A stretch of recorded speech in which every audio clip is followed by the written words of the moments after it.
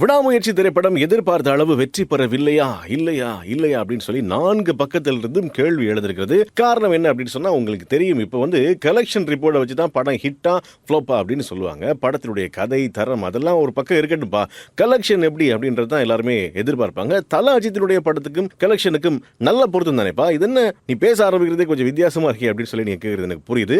ஆனா collection report அடிப்படையில் பார்த்தோம் சொன்னா முதல் நாள்ல இந்தியாவில் மாத்திரம் கிட்டத்தட்ட 27 கோடி ரூபாய் வசூல் செய்திருக்கிறதாம். அதே சமயம் 2ஆம் நாள்ல ஒட்டுமொத்தமாக இந்தியாவில் 25 கோடி ரூபாய் வசூல் செய்திருப்பதாக சொல்லியிருக்காங்க. உலகம் முழுவதும் பார்த்தீங்கன்னு சொன்னா இந்த 2 நாளும் சேர்த்து கிட்டத்தட்ட 18 கோடி வசூல் செய்திருப்பதாக சொல்லியிருக்காங்க. ஆக கூட்டி கழிச்சு பார்த்தோம்னா ஒரு 65 கோடியிலிருந்து 70 கோடி வரைக்கும் இந்த திரைப்படத்தினுடைய 2 நாட்கள் வசூல் அப்படின்னு சொல்லி நம்பர்ஸ்ல சொல்றாங்க. இது ஒரு குடும்ப பாங்கினியான திரைப்படம் அப்படின்றதுனால இனிவரும் நாட்கள்ல குடும்பங்கள் கொண்டாட வெற்றியாக மாறலாம், குடும்பமாக திரையரங்குக்கு வரலாம். ஆக இந்த படமும் சூப்பர் ஹிட் வெற்றி அடையும் அப்படின்ற நம்பிக்கையில இந்த திரைப்படத்தினுடைய தயாரிப்பு நிறுவனம், ஆமா அவங்களை பத்தி சொல்லி ஆகணும்ல, தயாரிக்கிற படம்லாம் மோசமா போயிட்டு இருக்கு, இந்த படம் அவங்களை காப்பாற்றும் என்ற நம்பிக்கையை கொடுத்திருக்கிறது. விடாமுயற்சியோடு தயாரித்தவர்களுக்கு விஸ்வரூப வெற்றி இந்த விடாமுயற்சி திரைப்படம் மூலமாக கிடைக்க போகிறது. அது மாத்திரம் இல்லாம விநியோகஸ்தர்களும் ரொம்ப சந்தோஷமா இருக்காங்களாம்.